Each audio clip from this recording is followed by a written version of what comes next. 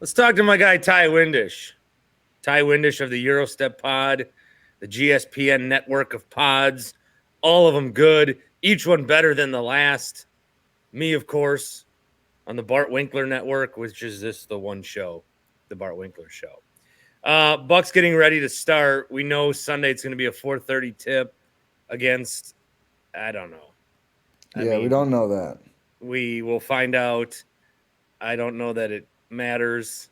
I mean, if it matters, then the Bucks stink. If we got to be, I mean, I guess I'd rather play.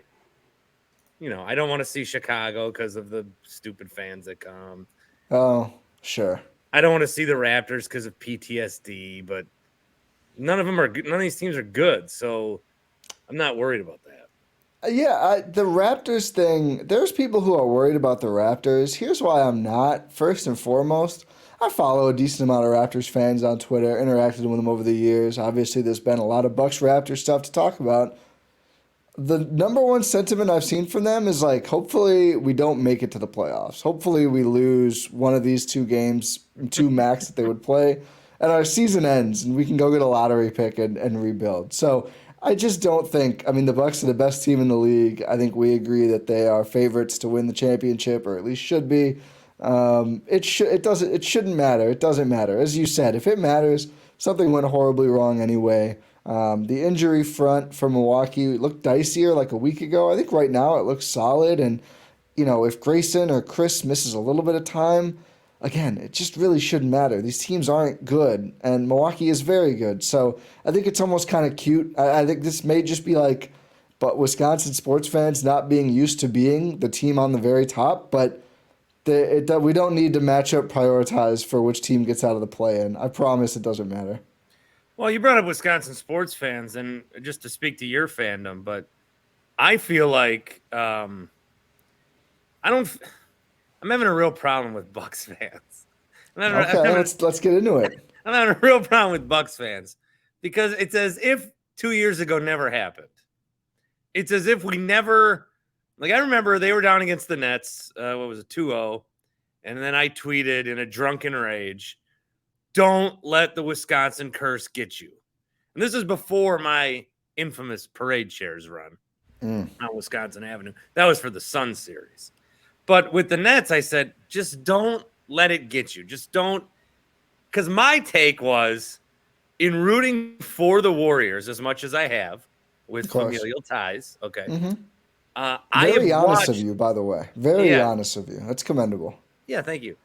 I have watched the playoffs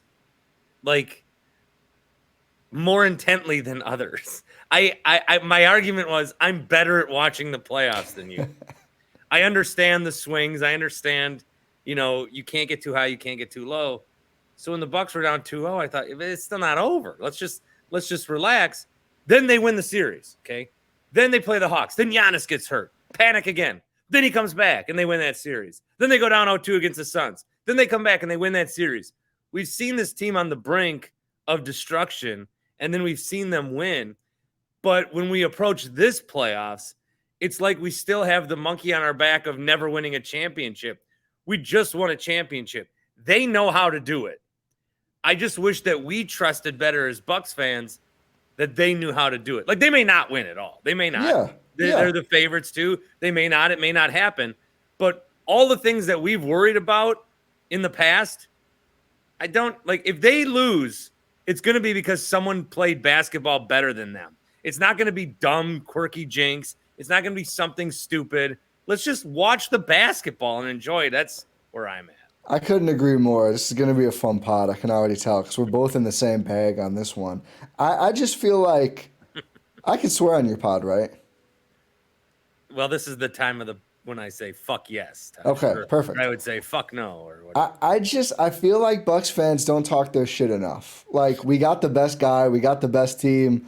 we got the best big three, I think. I mean, you want to look around the league, there's a lot of really great big twos that maybe you would take, but that's up for debate too. I think big three wise, big four wise as well. Like the Bucks have the team, like they have the best team, they have the best player, and I just feel like there's so much. Oh man, the Raptors are we gonna? Like, yes, they're gonna beat the Raptors. Of course, they're gonna beat the Raptors. They're much better than the Raptors. They're much better than everyone in the league except Boston, I think. And is again, could Philly maybe win the series? Theoretically, yes. I don't think that's happening. I certainly don't worry about the 4-5, which again is, oh my God, Cleveland. Like we can analyze the matchup, and we will if we get there. Cleveland has to win first, but I just think there's too much. Like, oh my God, it's that same like there was this thing this year. I heard a lot from fans of like, oh, but have the Bucks beaten anyone? Do we know that they can beat great teams? They won the title 2 years ago. We know they can win 4 playoff series against Kevin Durant and Devin Booker and the Hawks, but the Jimmy Butler, who people were like, oh, I don't know about the Heat. Like, if that's that, we saw it, we've seen it. So I think it's bizarre. Like, I think the core is better now. I mean, Chris's injuries are probably still the biggest deal, but I think they've gotten more used to playing without him, and it looks like he's going to be able to play game one of the playoffs. So I think there's way too much worrying about jinxing it or just listing off all the possible things that could go wrong when they're the best team with the best player. Like, this should be an exciting thing more than oh God, what's going to go wrong this year? Because as you say, I mean, obviously last year didn't go to plan. They pushed Boston to 7 games without any Chris. The year before that, they won the title. So I do think there's a little too much. I don't know if it's from the Brewers never doing anything really, or the Packers being close and then losing so many times in a row since they won it last time, but it's not the energy I want to see. I think we need to be a little more excited about this and a little less concerned. Yeah, I don't want nervous energy at Fiserv. I guess if there's any tangible, like constructive point to fans being better fans instead of just shitting on them, I want people to be like, all right, the Knicks are here. Let's beat them. The Cavs are here. Yeah. Let's beat them. The Celtics are here. Let's beat them. I want more of that instead of this nervous energy that floats through our state. And I did think when the Bucks won the title, and we've talked about this, but I thought that, they did kind of feel the energy of the other teams. But they won. They won. Yeah. They beat it. So I think we should be in that spot to feel good about it. Now, when things happen, people, I think, automatically assume the worst. Any injury, we assume, oh, he's out. Any injury, we assume, is going to be the worst thing ever. I think one interesting thing that we're going to find out, because they definitely needed maximum Chris the year they won the playoffs, the finals. Then last year, they did not have Chris, and so I think that's a reasonable way they lost against Boston. This year, I wonder, like, what amount of Chris do they need? Because I think they need Chris. I don't think they need 40 minutes of Middleton. I'm going to be interested to see what kind of, like, is it a high-powered 20? Is it a steady 30? I'm interested to see where, like, what do they need out of Middleton to get over the competition. I think they're going to need probably 30-some against Boston. But that's the nice part about being the 1 seed is that he can kind of build up to that if need be. And I don't think it's about really like saving himself for that, because I do think it seems like with all the Chris stuff this year, it's been like when he's not able to get in his rhythm has been the worst. So that's why, the report from Chris Haynes on last Friday was very encouraging that said it was precautionary, and Chris basically apparently told Chris Haynes he wanted to play the Sunday game against Toronto, it seemed, and Bud was like, yeah, no one's playing that game. Sorry, Bud. But that's an encouraging thing. But I think it's about consistently like not ramping down. So he was a limited participant in practice earlier. He's supposed to have full practice later in the week before that game 1.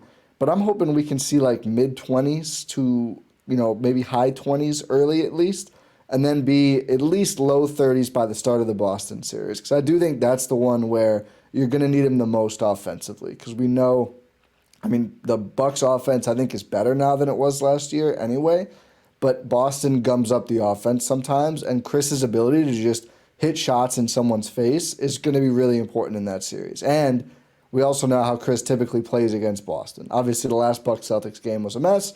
But most of the time, Chris is able to light up the Celtics. So I think that's going to be the one where you need to see him.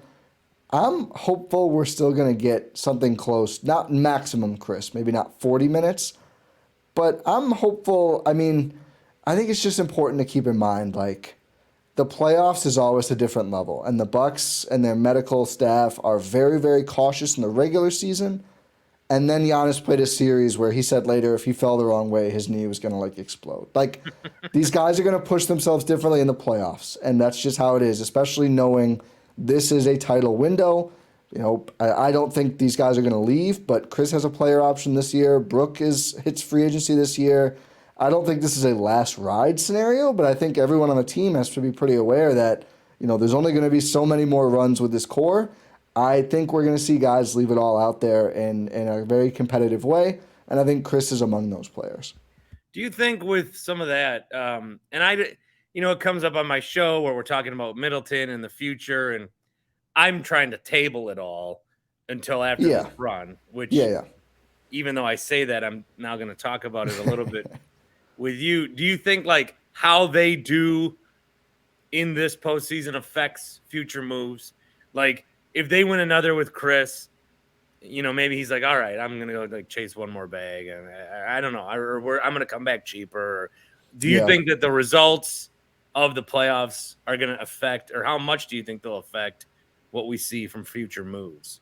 I think probably pretty significantly. I mean, given the way everything's played out now so far this year, I am in like Chris probably takes the option mode. I think that is what makes the most sense, right? Like for him at this point. And, I don't think the Bucks would not be right now be giving him multiple years of 40+ million. I think that's what the player option is.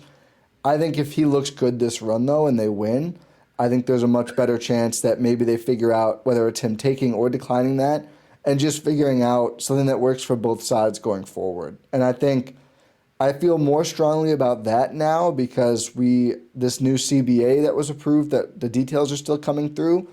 The Bucks' spending ability is going to be limited, not for once by ownership, but and I should say they've been great this year. They've done the most this year. Like I think Dragic and Leonard are whatever, probably should never play, but that was like a lot of money they spent in tax just to bring those guys in and have more depth. So that not this year, in years past, but it's going to be harder to spend money just based on the CBA when you're above a certain point above the tax.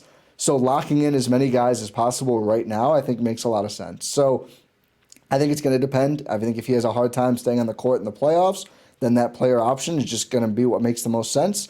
I would love it, though, if there was a way to get a resolution for like the next 3 years. That's something besides needing to give Chris the full max, depending on how he looks. But I think just availability-wise, the Bucks have to be a little cautious. But that's difficult to do because it's Chris Middleton. I mean, we saw him hit all the shots when they won a title.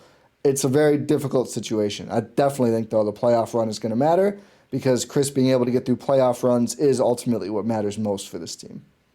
You talked a bit about it a little before with Boston and what they're able to do against Milwaukee. And I think that, the catchphrase I've been saying is I think there's 4 or 5 teams that could pick off Boston in these playoffs. I think Boston is very vulnerable matchup-wise to a lot of teams. I think Boston will win and get to where they need to get to, but they can be beaten by teams that will not beat the Bucks.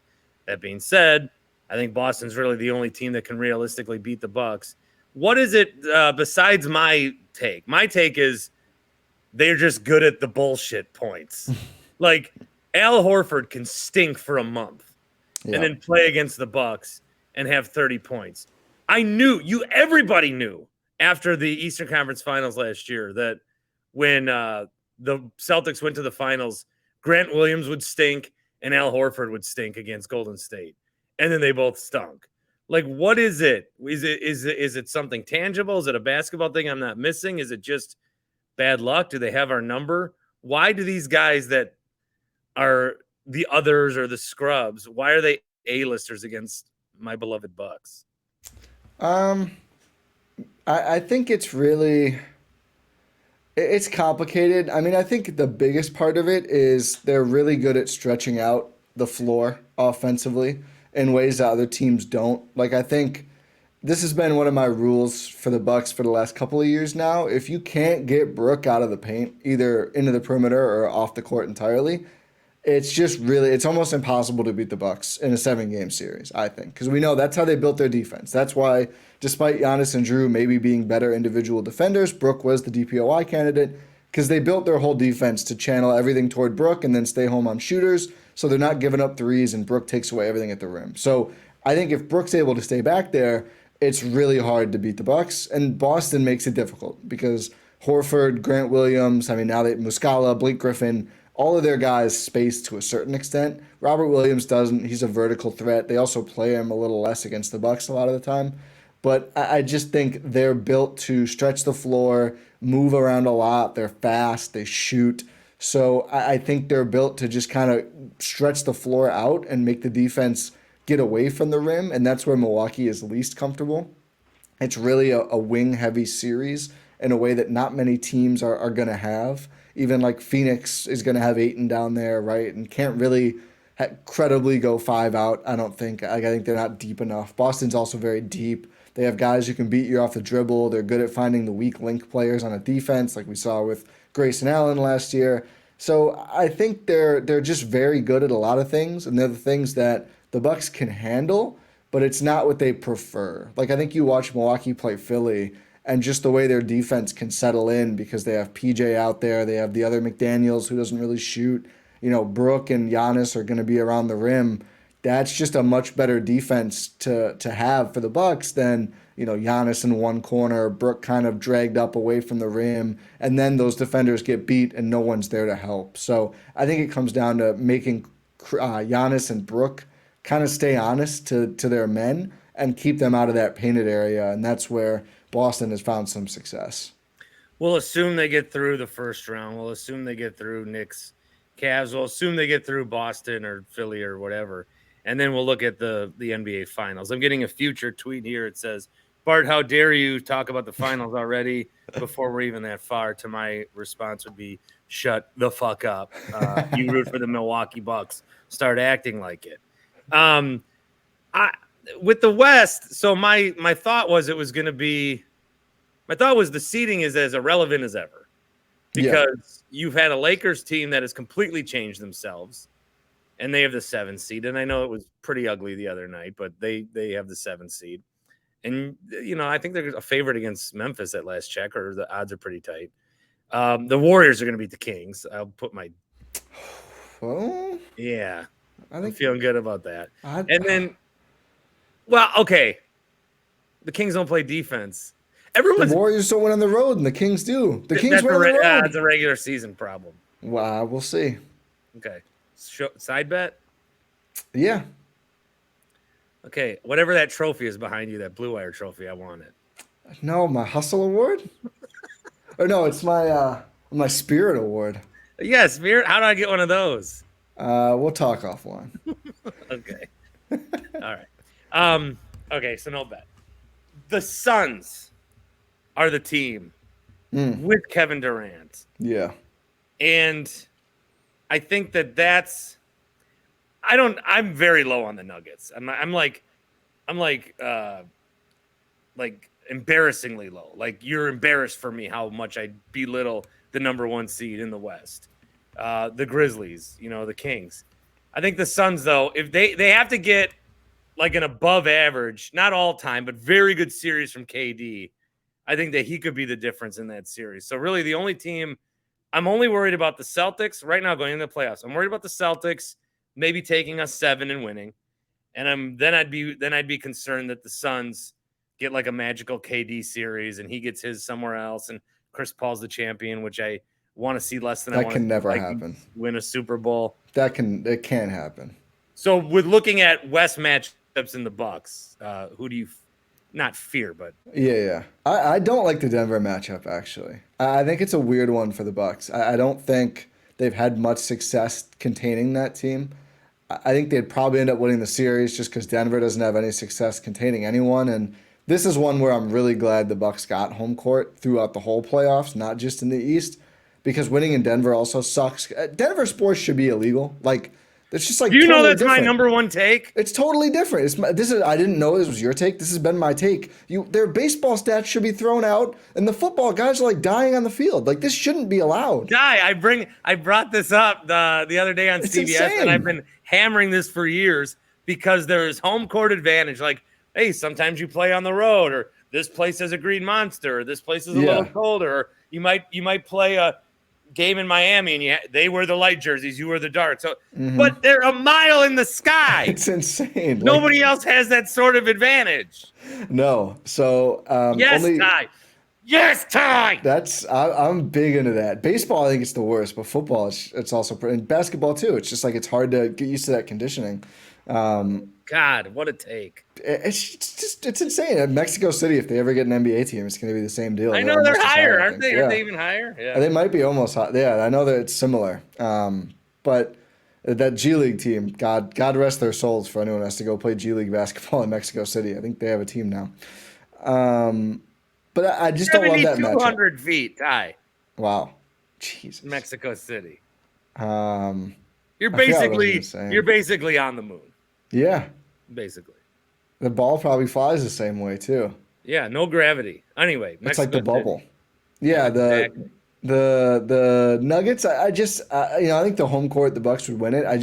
It's so hard to stop them, and I'm kind of hoping somebody else does it for the Bucks, just because the Suns, I think probably at their top level are the best or like the most talented team, at least top end. Like I think their depth is really shaky, but we've seen Milwaukee beat KD and 1-star guard before or 1.5-star guard before, and we've seen Milwaukee beat the Suns before.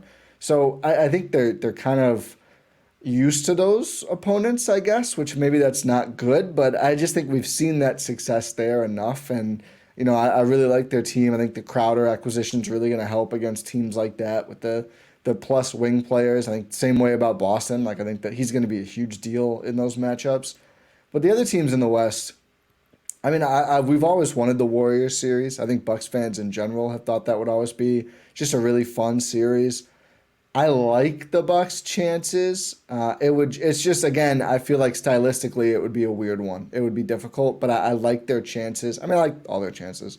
The rest of the West, I would say I'm not worried about. If the Lakers did somehow pull it off, I think that's a great matchup for the Bucks, to be honest. Like I think they do really well there. So for the same, like teams that don't space that much from 1 through 5, I just think generally Milwaukee's going to match up really well. So that's why I like Denver.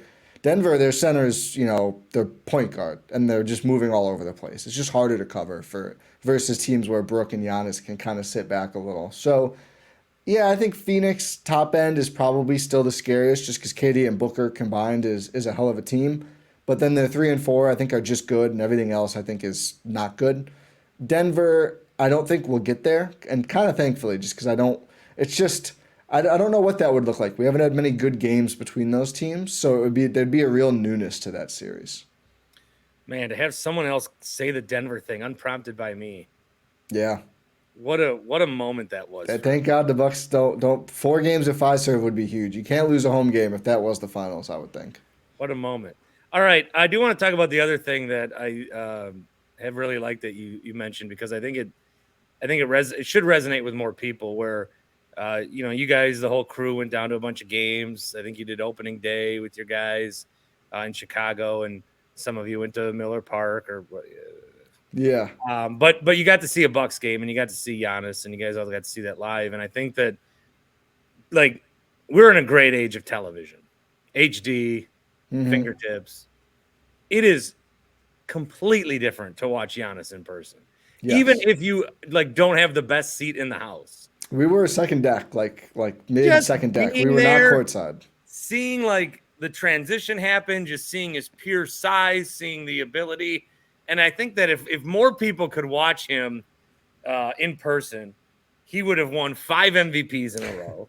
He would already go down as a top 3 NBA player of all time. Like, he is just so incredible that I think that because I felt the same way. I felt like Giannis is the best. I know he's so good. And then you watch him, and you can think that somebody is top notch, and then it unlocks. Like, every day I love my son just a little bit more, and I'm like, how did I love him this much more? I thought I loved him the most yesterday. And with Giannis, I'm like, how did I think he's this much better? I thought it's the same thing. I get the same feeling watching Giannis as I do seeing my son grow up.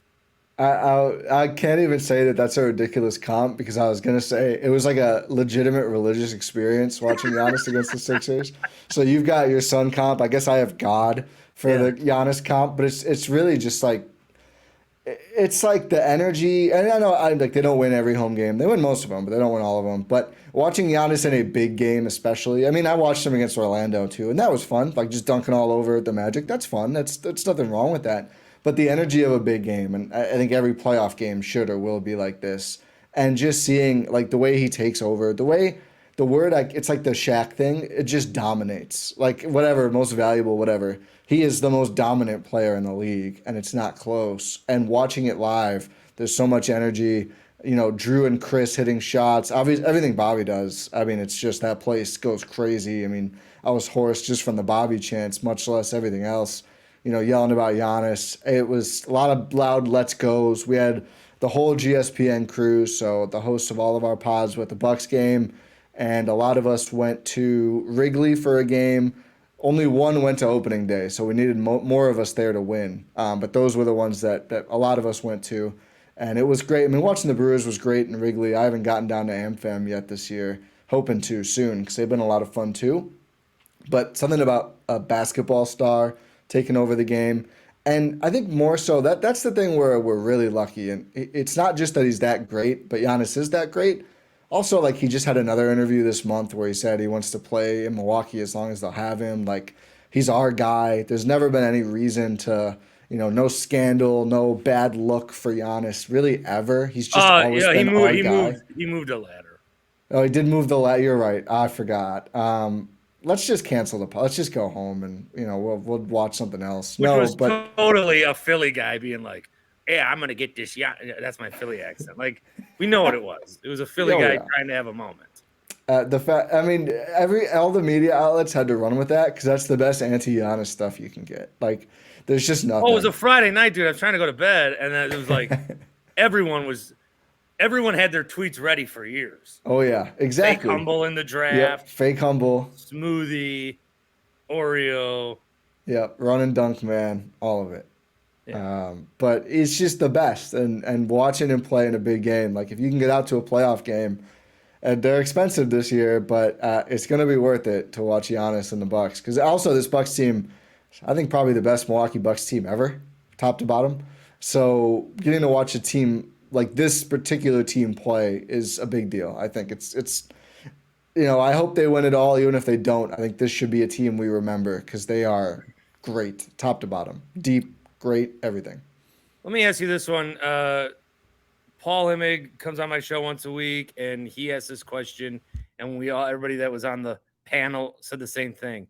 For this Bucks playoff run, if you had three options, and you didn't have to pay for this, you could either sit like nosebleed at Pfizer for every home game, you could sit middle deck for about half of them, or you get one game courtside. What would you choose? For the playoffs, Yeah. do I know? Do I get to pick the games for the two options, or is it like random? They're good games. Maybe it's Eastern Conference Finals courtside. So I'm not going to factor travel for me because I'm based in Oshkosh. I think that could swing it. I'm not going to factor that just for viewing experience. Yeah, like you I get would bored. say, yeah, I would say every game nosebleeds. Really? I've always wanted to sit courtside. I really have, but getting to watch the whole Eastern Conference and Finals, and hopefully both of those. I won't jinx it that hard, but getting to watch potentially all of those games in person, I think would be a different level. I took courtside one game I've always wanted to do it. because my thought was I did not attend, and I had media options, and I could have paid up maybe for a ticket, but when they won the finals, I didn't go to one game. Yeah, I did go to the Deer District though multiple times, yeah, and I was out there for the game 6. So that I don't feel like I missed out not being in the building. But if I was in the building, I'd probably say, "Oh, you missed out." If you were me. right. But then I would say, "I don't know, man. You missed out not being in the Deer District. Like that was pretty great." So I just wanted to, because we wanted to find somebody that didn't have the same courtside answer, and I thought I'd ask you, and you gave it to us. Yeah, I think I also take it seriously to cheer pretty loud when I'm in attendance because I feel like sometimes Fiserv gets the rep of not being loud enough.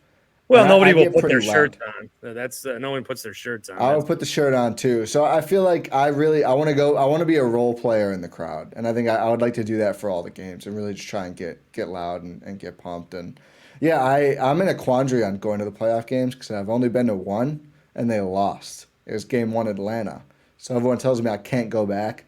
So if anything, if I went this year, it would have to be first round, maybe second round, but probably first round is like a trial. And if they lose again, I can't. I wouldn't go to a conference finals or finals game unless I had a successful test. Like I wouldn't do that to the team.